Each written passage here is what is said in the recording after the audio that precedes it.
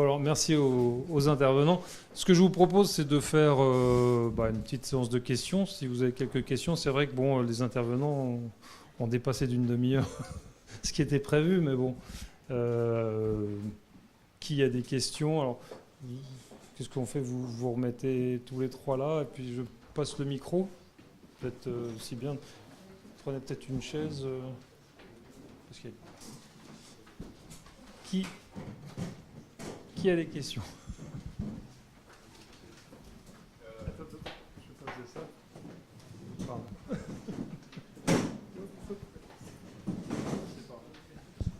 Je ne sais plus qui a montré la diapo où on voit, Mathieu Auchin du Centre de ressources handicap psychique, la diapo où on voit le nombre de programmes d'éducation thérapeutique par discipline est donc très largement inférieur dans le champ de la psychiatrie. Je voulais savoir si vous aviez des explications sur ce faible développement de l'ETP en psychiatrie. C'est toute l'histoire du développement de l'éducation thérapeutique qui a d'abord concerné des patients qui avaient des troubles, qui étaient des patients diabétiques de type 1, l'insuline. À un moment donné, il fallait que les patients... Voilà, il y a toute cette histoire de pathologie.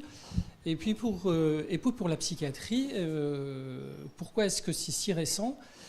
Parce que un certain nombre de patients nous ont un peu bousculés. C'est parce qu'il y a aussi une exigence. Et on faisait avant ce qu'on appelle la psychoéducation. On était tous persuadés de faire de la psychoéducation, de travailler sur informer le patient. Dans les années 70-80, il y a eu tout un mouvement, notamment sur la réhabilitation, des choses comme ça. Mais c'était diffus, chacun faisait ça dans son coin. On était tous persuadés de bien faire, mais ce n'était pas du tout cohérent et organisé. 2010, 2009, on est obligé de le faire. Et donc on commence à faire des programmes, et il y a eu beaucoup de résistance parce qu'on a des écoles de pensée qui font que des fois c'est un peu compliqué de travailler comme ça et de travailler sur des champs comme l'autonomie, l'autonormativité, de refaire confiance aux patients, parce que je le disais, les patients, souvent, ils sont tellement pris par la maladie qu'effectivement, c'est compliqué. Donc moi, j'explique ça parce qu'effectivement, c'est le moment où on était obligé de le faire qu'on a fait nos programmes, et que voilà, c'était une sorte de contrainte qui nous a poussé à faire comme ça. Enfin, c'est mon explication. Je ne sais pas si... Non, j'ai pas de question. Je ne sais pas si ça répond un peu...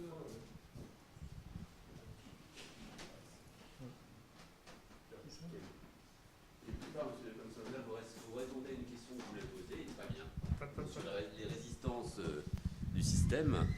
Mais moi, j'en ai une autre. J'ai souvent entendu dire par les États-Unis interposés qu'en fait, on aura vraiment une psychoéducation par les pairs quand la distance entre le soignant et le soigné aura vraiment été abolie. Qu'est-ce que vous en pensez, les trois?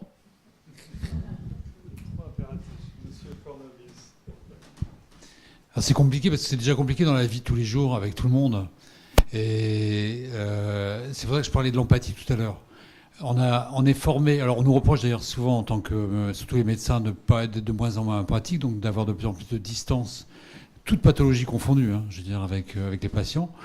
Parce que là, il y a un phénomène d'ailleurs qui était à l'origine du burn-out. On oublie trop que le burn-out, c'est que même les médecins qui ont été concernés en premier dans les établissements de toxicologie, qui s'occupaient, les médecins qui s'occupaient dans les années 80 des free cliniques aux États-Unis, à New York, qui voyaient des usagers, des jeunes, ceux qui ont vu Requiem for a Dream, on voit un peu l'horreur de ce qu'ils ont vécu, et les médecins donc ont parlé de l'impuissance qu'ils avaient à soigner. Donc cette distance, ça a toujours été donné déjà par nos études. On a été formé avec des maîtres, on est formé par la maladie. La maladie nous donne aussi une distance par rapport à la nature. Enfin, bon, je veux dire, donc il y a une posture qu'on adopte, plus ou moins, qui est une posture thérapeutique qui est en train de changer. C'est pour ça que je parlais des difficultés pour nous déjà d'amener le thème d'usager. C'est ça que vous disiez 800 ans, je crois. Mais ce sera peut-être le temps qu'il faudra pour qu'on change nous-mêmes de posture.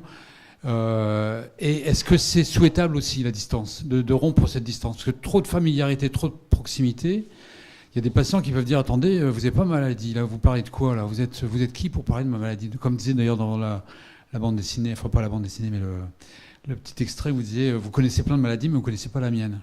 Il y a peut-être des gens qui seraient vexés en disant, attendez, moi je connais bien votre maladie parce que je suis psychiatre, je suis Donc, je sais de quoi je parle, en fait.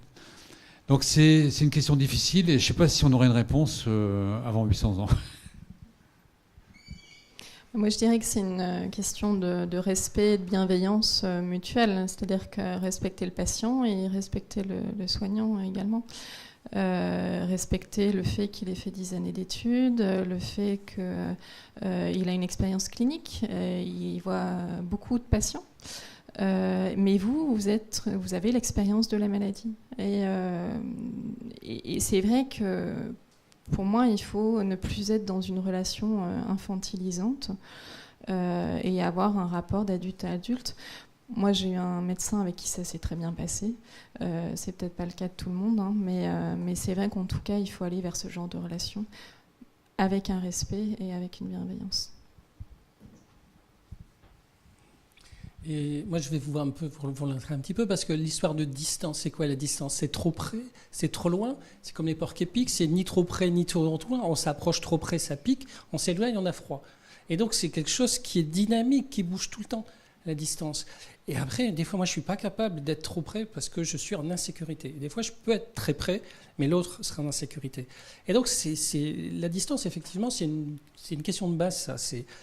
Mais ça se construit tous les jours, en fonction de comment je suis, avec qui je suis, avec un collègue, un patient. C'est pas une question voilà, c'est une question de chemin, de travail. C'est quelque chose qui bouge tout le temps. C'est la distance, ça bouge. Je fais de la formation d'équipe libérale pluriprofessionnelle. Et le fait de faire de la formation, déjà on réduit la distance entre professionnels, ce qui est déjà important. On rompt les hiérarchies entre le médecin, traitant, l'infirmière, etc. Donc déjà, le fait de faire de l'éducation thérapeutique, je pense que si vous faites un DU, on s'en rend compte, parce qu'on travaille avec d'autres personnes, ça rapproche déjà les soignants entre eux.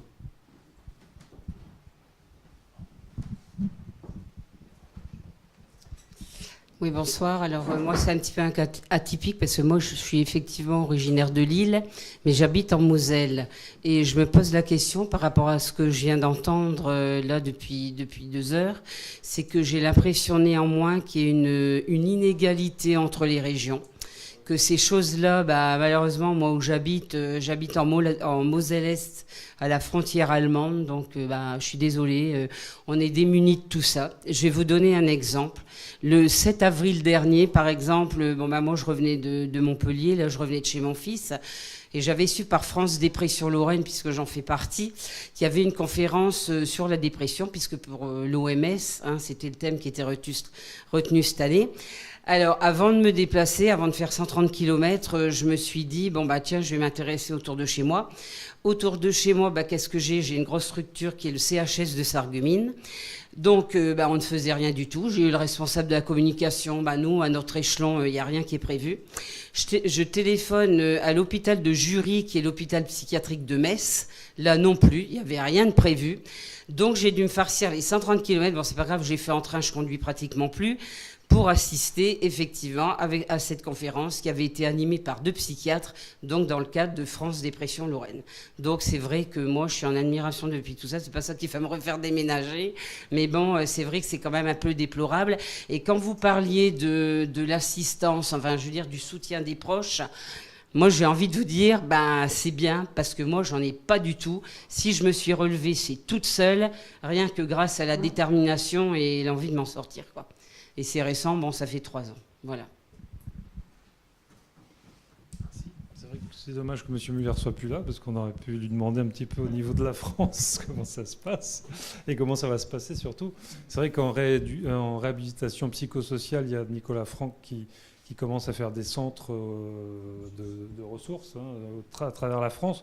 Nous, ce qu'on aimerait, c'est que ça soit la même chose au niveau de l'éducation thérapeutique du patient, parce que quand on est prêt à faire de l'éducation thérapeutique du patient, c'est dommage de passer à côté, quoi. Il y a un moment dans notre parcours. Excusez-moi, je voulais quand même rajouter quelque chose. c'est que dans ce genre de maladie-là, bon, moi je ne sais pas du tout ce qui se passe sur la région. Enfin, j'ai su, parce que j'ai un frère qui est schizophrène depuis 35 ans. Donc bon, maintenant, je suis un peu, pas en dehors, disons, je le suis de près, enfin de loin. Mais ce qui se passe, c'est que, je veux dire, il n'y a que soi, ça n'engage que soi. Moi, j'ai su une fois par un coup de fil, bêtement, je me rapproche de la Verrière, qui était la MGEN, je crois que vous connaissez. Donc j'ai été hospitalisée en 2002. Il y a à peu près 2 ans, je veux revenir vers eux, je leur téléphone, j'avais une question à leur poser. Ah bah non, vous savez, nous maintenant, on est sectorisés. Bah oui, malheureusement. Hein. Et donc, appelez votre hôpital de région. Bah bon, moi, région, Nancy, donc j'appelle Nancy. Et puis, je demande, disons, le service psychiatrie. Moi, Bras-Bois, je ne savais pas du tout. Et là, la personne se présente au téléphone et dit « Oui, bonjour, ici, Centre Expert des troubles bipolaires. » Ah bon, tiens, ce serait peut-être bien pour moi. Donc, qu'est-ce que j'ai fait? Effectivement, à l'aide de mon psy, je lui ai dit, hein, là où j'habite, tout près de Forbach. Et puis, j'ai dit, puis là, je commence franchement à en avoir un peu assez. Un frère qui est schizo depuis 35 ans, ça n'a pas tellement bougé. Moi, j'ai galéré pendant 13 ans. Et là, je me suis dit, c'est peut-être le moyen de dire quelque chose. Docteur, est-ce que vous n'avez pas connaissance de cette structure? Ah bah, c'est-à-dire qu'on envoie là-bas les gens dont on n'est pas sûr du diagnostic. Je me suis tue, mais j'avais envie de dire et d'ajouter, peut-être qu'on n'est peut-être pas forcément sûr du mien. Alors donc, de ce coup-là, je suis avec le Centre Expert de Nancy. Depuis, ça va faire 1 an, là, au mois d'août. Et puis, je sais que je suis partie pour 3 ans avec eux. Donc, voilà. Donc, ce que je veux dire par là, c'est que c'est de soi-même. Si, dans les grandes agglomérations, je pense qu'il y a les moyens. Mais les moyens, ils sont pas là partout. Et malheureusement, si soi. On peut compter que sur soi. Et je trouve que c'est quand même aberrant. Ce sont des maladies psychiques. Et pour se remonter, même soi-même, seul, franchement, c'est pas forcément évident. C'est un peu pour ça qu'on fait des groupes de parole aussi. C'est vrai que ça permet quand même de s'entraider et puis de s'échanger un petit peu les stratégies. On est dans un endroit où il n'y a rien, il faut faire au moins 60-130 km. C'est pour ça qu'on aimerait développer des groupes de parole un peu partout. Ce sera plus facile, peut-être un peu moins cher, si tant est qu'on nous donne un peu de subvention quand même, un minimum, et que ça ne parte pas tout sur le médical. Une question. Oui, bonsoir. Je voulais comprendre un petit peu les premières résistances de l'équipe. J'avais pas trop bien compris. J'aimerais que vous développiez parce que. Mais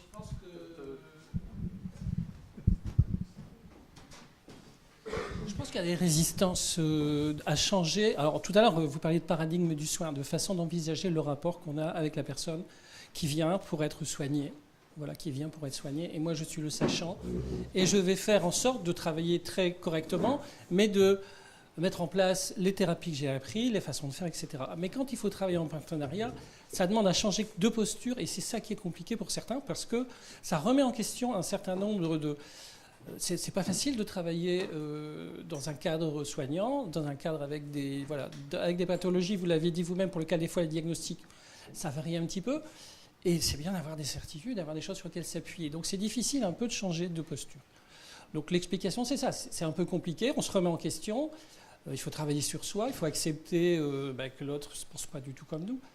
Et c'est un travail. C'est vraiment un travail qu'on a à faire, nous les soignants, effectivement, sans faire semblant de dire « Ah, on va travailler avec les patients, on va vous faire croire que… » C'est ça la difficulté, c'est travailler avec les patients, bien sûr, mais chacun, on va garder nos compétences et nos savoirs et nos savoir-faire aussi.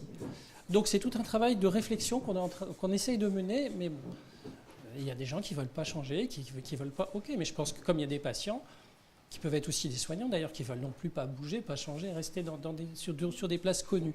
Je pense que c'est comme chacun d'entre nous, quand on a un changement à faire, c'est pas simple. On aime bien quand on connaît le chemin pour y aller.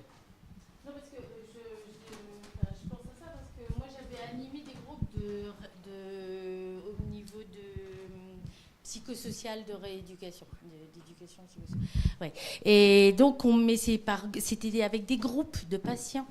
Et nous, on avait remarqué qu'il y avait des patients déjà d'un certain âge, avec un certain nombre d'années d'expérience, et ils avaient un poids mais très important dans le groupe, et les jeunes les écoutaient. Et quand ils arrivaient à parler par exemple, sur la prise du traitement, sur les symptômes qui permettaient...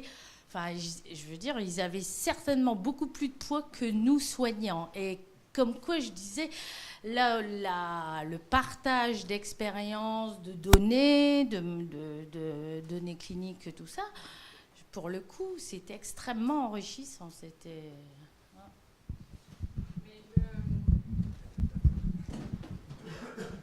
Pour rebondir, le père aidant apporte un savoir, mais en fait, le participant au groupe, il va en fonction de ses besoins, soit demander au psychiatre, au soignant ou au père aidant, en fonction de ses besoins. Et il va accorder plus d'importance, par exemple pour les traitements, il va plutôt interroger le psychiatre que le père aidant.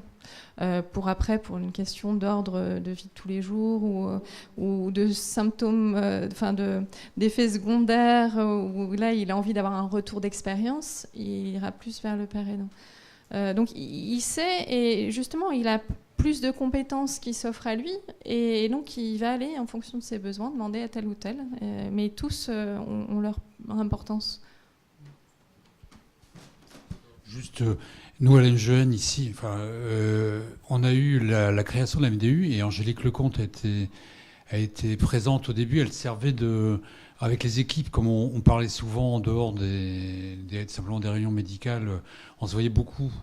Et elle nous communiquait, en fait, très très rapidement. On a eu des informations qui remontaient, en fait, des patients. On a vu la création des structures, en fait, la mise en place des structures. Et là, tu as quand même beaucoup aidé, beaucoup participé. Maintenant, c'est Nathalie qui reprend le flambeau. Mais ça, c'était une force par rapport, je ne vais pas dire par rapport à l'hôpital, mais on avait cette dynamique-là de structures qui s'organisaient. Un chez-soi d'abord, avec des patients, je ne sais pas si vous connaissez donc un rapport avec le médico-social extrêmement fort d'emblée, en fait, déjà assez organisé, qui continue et qui nous donne vraiment un aller-retour. Et ce qu'on regrette, effectivement, c'est pas encore avoir ce qui était dit tout à l'heure, assez de patients experts, bien qu'effectivement le mot soit délicat, mais pour trouver, je veux dire, des patients qui viennent intervenir lors des modules pour expliquer justement cette notion d'espoir. Parce que quand nous on parle d'espoir, on dit on voit bien que c'est pas vous qui souffrez de la maladie. C'est-à-dire que quand un patient parle d'espoir, il est, comme vous disiez tout à fait, je veux dire, il est beaucoup plus légitime, il est authentique, en fait, une espèce d'authenticité. Donc il y a eu moins cette problématique. En plus, on avait une équipe médicale au début qui était extrêmement favorable à la réhabilitation, avec Tony Vermeil, avec je veux dire, des gens qui ont été, même avant, Philippe Strogaro, qui était là, qui ont initié les programmes d'éducation thérapeutique, donc qui ont poussé vers la réhabilitation et puis vers cette nouvelle approche du soin psychiatrique qui n'est pas encore généralisée. Et M. Müller le disait tout à l'heure, Dr Müller tout à l'heure, même les politiques qui sont comment... On a vu la présidente de région, on lui fait un peu découvrir ce que c'est que l'éducation thérapeutique. Donc il y a quand même un lobbying sur lequel on compte sur vous aussi, d'ailleurs, pour vous, effectivement, avoir des financements, parce qu'on n'a pas de financement pour vous accueillir dans un groupe d'études d'éducation thérapeutique. Donc pour l'instant, c'est du bénévolat, mais enfin, ça a des limites. Alors moi, c'est mon métier, donc je suis bien rémunérée. Et je refuse d'être bénévole parce que c'est vraiment mon métier, donc je vis de ça. Après, c'est vrai qu'en fait, le manque de programme, je pense qu'il y a différents facteurs. Il y a le facteur temps, les équipes qui n'ont pas le temps. Maintenant, il y a toutes les contraintes. Il faut que toutes les personnes de l'équipe soient formées. Donc c'est du temps pour qu'elles soient formées, puis après du temps pour concevoir les programmes, etc. Il faut de l'argent si vous voulez effectivement payer un père aidant. Voilà, tout ça c'est des grosses contraintes et c'est vrai que c'est pas, en tout cas en Ile-de-France, apparemment les troubles bipolaires ou la santé mentale, en ETP c'est pas prioritaire. Donc ils ne financent pas ces programmes-là. Ils vont financer, je crois, le diabète, alors qu'il y a pléthore proportionnellement il y a pléthore de programmes. Il y en a peut-être diabète 1 et 2, il y en a peut-être plus de 300 en Ile-de-France, alors que les bipolaires, il y en a 6. Schizophrénie, il y en a peut-être 9. Voilà.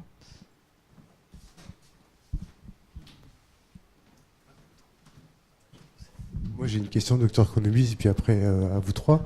Moi, il y a quelque chose qui m'a choqué dans votre présentation, c'est que vous avez dit que les financeurs ne finançaient, ils souhaiteraient en tout cas que tout soit, qu'on doit tous y aller, que ce soit obligatoire. Voilà, parce que dans ce cas-là, ils prendraient bien leur traitement et on serait bien. Alors, ça sous-entendrait que l'ETP est fait et monté par les financeurs que pour qu'on prenne bien leur traitement. Ouais, c'est pour ça que je demande une correction si c'est ça ou si c'est bien ça.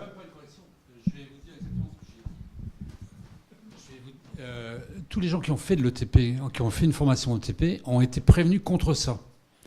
Donc c'est vrai que je dis qu'il y a une version éthique, c'est-à-dire qu'il faut absolument résister à cette pression-là pour que l'ETP ne soit pas financé, notamment par l'industrie pharmaceutique, c'est pour ça qu'elle n'a pas le droit de financer, de participer au programme, pour éviter qu'on nous dise il faut obliger les gens à faire de l'éducation thérapeutique. Et donc il faut que nous, on accepte que des gens refusent. Vous comprenez ? C'est-à-dire, mais il y aurait une logique quelque part de soins, comme ça se fait dans certains pays. On dit certaines mutuelles risquent de dire on vous rembourse si vous faites de l'éducation thérapeutique. On vous prend en charge vos soins. Et nous, on doit résister par rapport à ça. Nous, je veux dire, les professionnels de l'éducation thérapeutique. Mais je voulais vous en faire part parce que c'est vraiment une inquiétude et il y a une pression derrière. C'est que quelque part, on finance, on dit oui, ok, on y va à fond. On vous donne une chance, quelque part, vous avez un diabète, on vous donne 12 séances, comme en Allemagne, et vous avez droit à 12 séances de psychothérapie. Alors, si vous faire, c'est mieux que rien. En France, il n'y a rien de remboursé. Mais... Donc, le risque, c'est ça, c'est d'avoir, quelque part, un jour, un lobby de mutuelles ou d'assurance qui disent on vous oblige à vous prendre en charge. Donc, on fasse de l'empowerment, non pas une volonté, et là, on perd complètement la dimension d'empowerment. On perd la liberté, je veux dire, essentielle, la citoyenneté, c'est-à-dire le côté démocratie, pour aller dans le sens de l'économie de santé, mais dans le sens le pire sens du terme, en fait. Ça, je l'ai dit et j'ai insisté pour dire que à nous de résister, à nous formateurs de résister à ces pressions. Et puis vous, en tant qu'association d'usagers, vous nous aidez aussi. Alors, je vais aller aussi dans le paradoxe aussi. Il faut savoir que suivre des programmes d'éducation thérapeutique et continuer, ça coûte plus cher. Ça coûte plus cher. Les économistes de la santé nous disent que si effectivement vous êtes formé en éducation thérapeutique, vous suivez effectivement, vous êtes plus adhérent en tant que personne qui vit avec une maladie, vous allez être réhospitalisé plus vite, plus souvent, mais moins longtemps. Vous allez améliorer votre qualité de vie, vous allez prendre des médicaments de façon plus adaptée, mais donc vous vivrez plus longtemps et ça coûtera plus cher. C'est ça le paradoxe, c'est qu'en même temps c'est fait pour diminuer les coûts, mais ça coûte plus cher parce que les gens viendront plus rapidement à l'hôpital, plus souvent, mais moins longtemps, avec une meilleure qualité de vie, avec un meilleur suivi. Donc c'est assez paradoxal, il ne faut pas croire que ça va faire, il ne faut pas croire et laisser dire que ça va faire des économies. Non, ça va coûter plus cher et c'est tant mieux parce que la qualité de vie avec la maladie va être de meilleure qualité. Donc le message d'espoir que vous êtes en train de me donner, c'est que je vais revenir plus souvent à l'hôpital, même si c'est moins longtemps.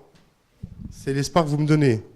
Là, ça me choque carrément. Là. Je m'excuse, mais heureusement que j'ai des amis qui ont fait des ETP et qui se sont permis de ne pas revenir souvent à l'hôpital. Voilà.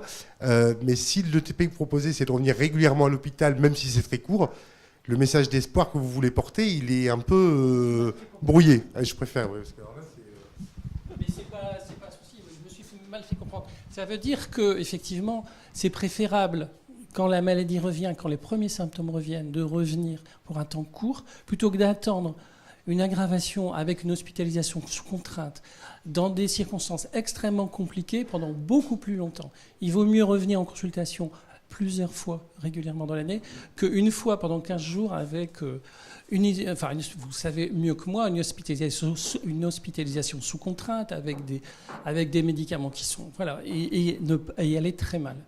L'hypothèse, c'est celle-là. Et voilà, c'est pour ça que je disais, moi, effectivement, revenir plus souvent à l'hôpital dans des bonnes conditions, c'est quand même alors ça, c'est une croyance que j'ai, c'est quand même mieux pour vous que de revenir quand ça va vraiment pas du tout, parce que voilà, la maladie a fait que vous n'avez pas suivi les traitements, parce que voilà, c'est la croyance que j'ai. Bon, peut-être que effectivement vous n'êtes pas d'accord avec ça, et c'est pas...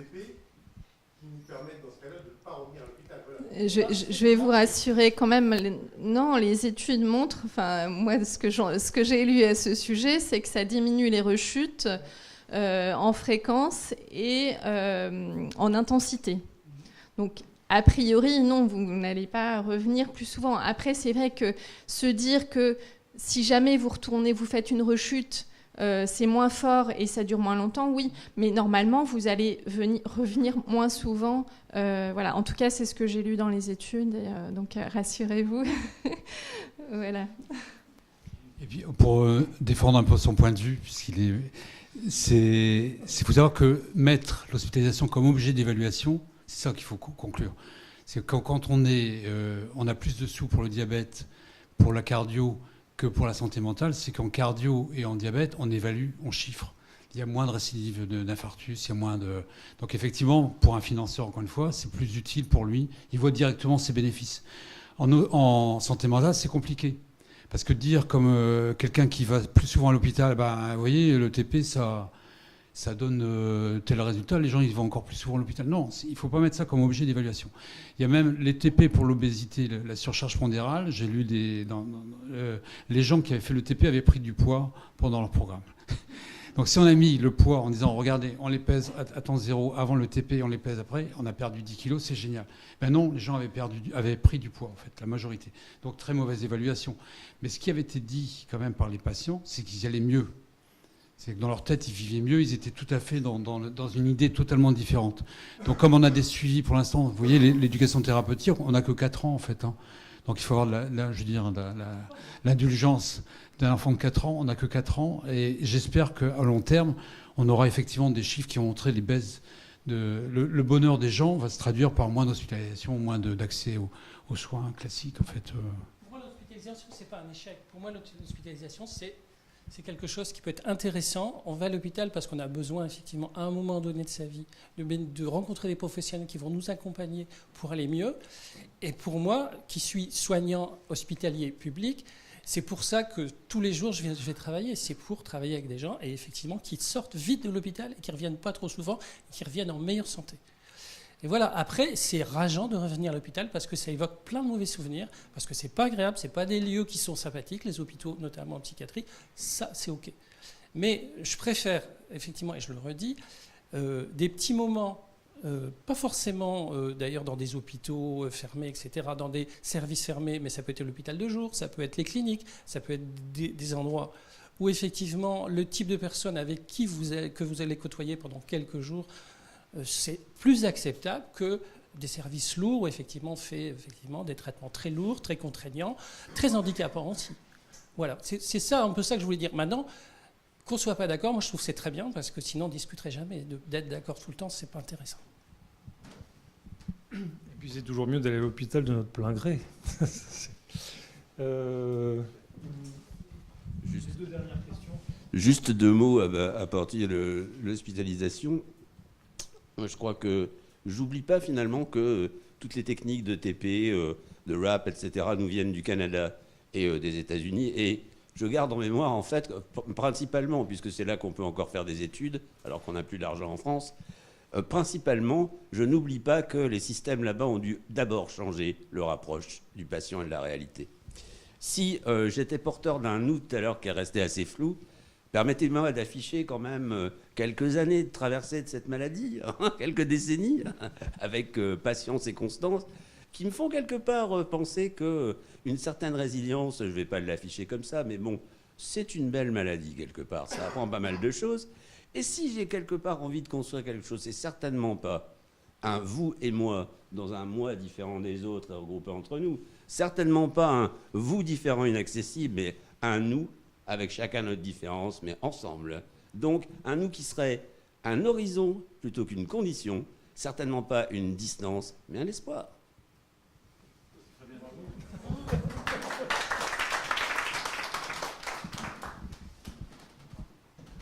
Bonsoir. Je me posais la question par rapport à la maladie, quand se former à l'ETP? Parce qu'en fait, la maladie, on est toujours, moi je me dirais stabilisé, alors que j'ai toujours le facteur stress qui bouge, qui flotte, qui monte, qui redescend. Et je ne sais pas, pour se former à l'ETP. Juste une petite question sur la question. Quand vous parlez de se former, c'est pour devenir formateur ou bien pour participer? Ouais. Pour participer.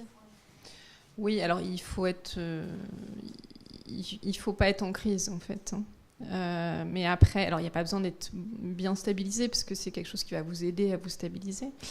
Mais c'est vrai que si vous êtes en phase maniaque, vous allez venir une fois, pas venir la fois d'après. Si vous êtes en dépression, vous serez tellement mal que vous n'allez pas être bien dans le groupe non plus. Mais voilà, il ne faut pas attendre d'être bien stabilisé. Après, c'est plus la peine. Voilà. Je sais pas si... Oui, c'est vrai qu'il faut demander, il faut en parler à votre médecin, au psychiatre. Les associations ont un rôle important parce que c'est ce qui conduit à faire... et puis, parce que c'est pareil, ce que vous disiez, la distance. Hein, il y a des endroits où vous avez envie, puis s'il n'y a pas de lieu, ou alors s'il faut faire 200 km pour faire, ça va être un... donc, déjà une posture de changement. Se dire, finalement, c'est pour ça la notion d'espoir est importante, parce que se dire que je pourrais aller mieux. Parce que si on se dit, de toute façon, c'est foutu, ça ne sert à rien, je ne vais jamais guérir, je vais toujours être pareil... Donc s'il n'y a pas aucun espoir, on n'a pas envie de changer, donc on s'enfonce, on s'isole, et on a vu que le problème de l'isolement était très important. Mais si on a la perspective d'un changement, on prend l'éducation thérapeutique comme un levier qui permet d'aller sur la voie de l'empowerment, qui est un mot intraduisible. Hein. Les Canadiens disent en capacitation, moi j'aime bien ce mot parce qu'il y a le mot capacité dedans, mais c'est vrai que c'est stabilisé, relativement stabilisé, pour dire de participer à un groupe et puis de ne pas faire exploser un groupe parce que ça ne va pas, parce qu'on ne s'y sent pas à l'aise. Effectivement, pas mal de personnes qui sont venues au groupe de parole. Après, au bout d'un certain temps, on dit là, on aimerait bien faire un ETP. Et bon, j'ai insisté, c'est vrai que le groupe, je crois que c'est une dizaine de personnes, 10-12. Bon, j'avais insisté pour que les personnes étant prêtes, qu'on puisse quand même les prendre au niveau de l'ETP. Les premiers ETP, il y avait peu de personnes en plus. C'était... C'est ça le problème, on a des contraintes qui nous sont imposées par l'ARS, c'est qu'on doit constituer un groupe et c'est difficile d'incorporer en cours de route. Alors, a aussi d'autres contraintes, parce que moi je travaille. Oui, ben voilà. C'est pour ça qu'après, il y a un côté pratique. Mais comme vous disiez, on peut faire en individuel, on peut faire... il y a des possibilités après. Mais après, c'est une question effectivement de moyens. Là, on va prendre les dernières questions parce que on a un pot qui nous attend. Bonjour, alors moi je voulais savoir si vous pouvez, si dans votre démarche justement de coordinateur de programme d'ETP, vous rencontrez des professionnels de santé pour pouvoir mettre en place des programmes. Alors moi je fais partie du centre hospitalier de Calais. On souhaite monter en place un groupe d'éducation thérapeutique en psychiatrie et c'est vrai qu'on se pose énormément de questions au début. Quels patients y mettre, notamment est-ce que mettre des patients du même diagnostic, est-ce que mettre les troubles bipolaires, les personnes avec un trouble bipolaire ensemble, est-ce que c'est vrai qu'on se pose énormément de questions et on n'a pas forcément où trouver nos réponses.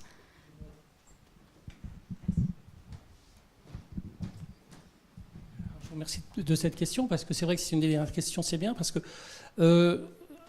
au niveau effectivement de l'aspect très récent de ce travail, on a tâtonné les uns les autres. On ne savait pas trop comment faire. On est allé chercher dans la psychoréhabilitation, dans des techniques de groupe, etc., pour monter nos programmes. Et cette année, on a décidé de monter un réseau des UTEP, ce qu'on appelle unité transversale en éducation du patient, parce que ça permet de structurer puis d'avoir un petit peu de temps, un petit peu de moyens. Et un réseau régional, voire Hauts-de-France, qui va se construire, qui se construit là.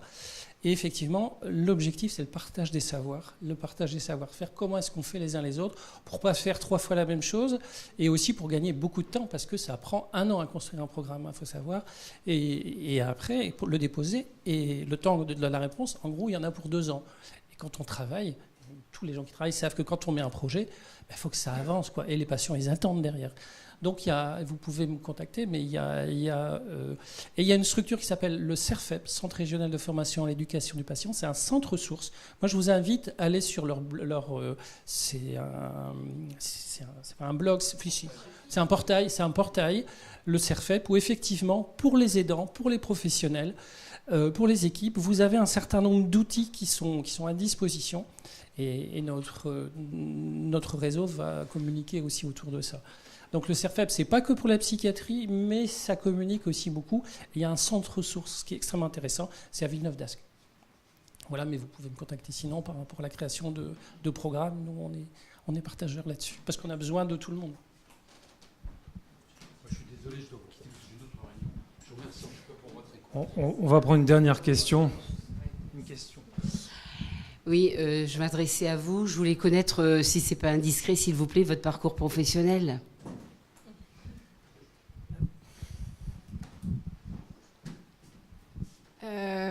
En fait, après un bac scientifique, j'ai passé une maîtrise d'histoire de l'art. J'ai fait aussi des études de chant, notamment la maîtrise de Radio France. Et puis dans des conservatoires après. Ensuite, donc, j'ai travaillé dans le milieu culturel. J'ai été responsable d'un service culturel. J'ai fait de la programmation artistique. Après, j'ai vécu 2 ans en Allemagne. J'ai suivi mon mari, en fait, et 8 ans au Luxembourg. Et j'ai fait un peu de tout, guide conférencière, assistante galeriste, rédactrice culturelle, etc. Je suis revenue en France. Comme le milieu culturel est un peu compliqué, j'ai fait des études de communication. Et puis, donc, j'ai travaillé après comme chargée de communication, toujours dans le milieu culturel. J'ai fait des études actuellement de graphisme à distance. Et puis, en 2015, donc, j'ai passé un diplôme universitaire en éducation thérapeutique du patient. Et là, je vais enchaîner sur un master 2 en éducation thérapeutique du patient, voilà, qui permet après de pouvoir coordonner des programmes. Et puis là, ça va être mener cette réflexion justement sur comment faire pour aller vers le rétablissement, au-delà de la gestion de la pathologie. En fait, oui, j'ai eu pas mal d'employeurs, mais enfin, je sais pas si c'est lié à la bipolarité ou à ma nature aussi. En fait, je faisais des métiers j'avais toujours une insatisfaction, en fait. Donc, je restais pas 10 ans, rester 10 ans au même endroit avec les mêmes personnes.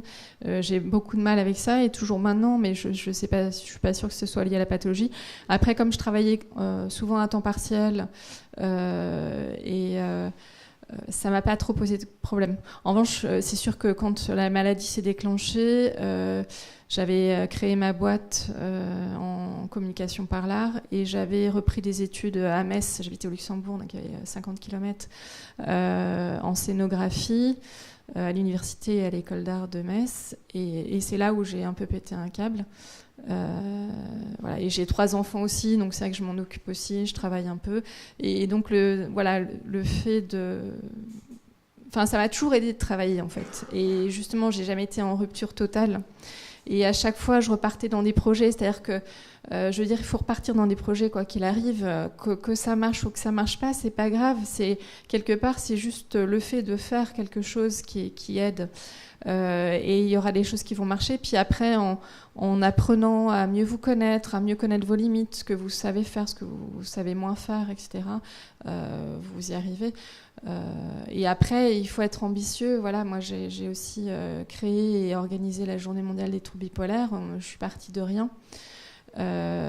Pour moi, ce qui n'était pas idéal, c'était la gestion du stress, parce que l'événementiel, il y a un très gros stress, surtout dans les derniers jours.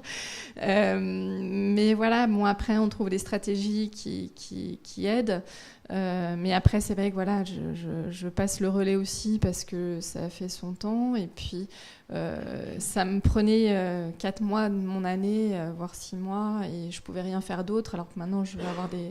Et pour moi, là, c'est l'idéal actuellement, parce que je suis un indépendante et je travaille dans plein d'endroits différents, donc avec plein d'équipes différentes. Je m'ennuie pas, je fais des choses différentes. Je peux pas être mal en fait dans mon poste parce que même si je suis pas très bien à un endroit, à un autre je vais être mieux et donc voilà. En même temps, être indépendant c'est aussi compliqué parce qu'il faut démarcher tout le temps, parce que les contrats ils tombent pas toujours, parce que voilà, ça a d'autres inconvénients. Mais en tout cas, il faut faire, il faut pas avoir peur, il faut y aller. Et je vais vous demander la petite question subsidiaire, vous êtes encore sous traitement? Oui. Mais je le disais tout à l'heure, je suis pas guérie. Comment? Je suis rétablie. Je dis que je suis pas guérie parce que j'ai des symptômes résiduels que je soigne en partie par les traitements ou sinon par des thérapies. Je fais de la méditation pleine conscience et ça aide énormément. C'est pour tout, quoi. La gestion des émotions, la gestion du stress, c'est vraiment une super thérapie. Merci aux intervenants parce que ça a été passionnant. Ça a duré un petit peu plus longtemps que pour tout le monde. Une chose, je voudrais remercier la MGEN quand même qui nous a prêté le locaux et Nathalie qui nous fait un petit pot. Le CREPSI également. Alors là, ça a été super parce qu'on est quand même sponsorisé un petit peu. On a été aidé par le CREPSI, ce qui nous permet d'avoir une captation professionnelle aujourd'hui. Et on profitera justement de revoir ça à tête reposée, parce que ça a été dense.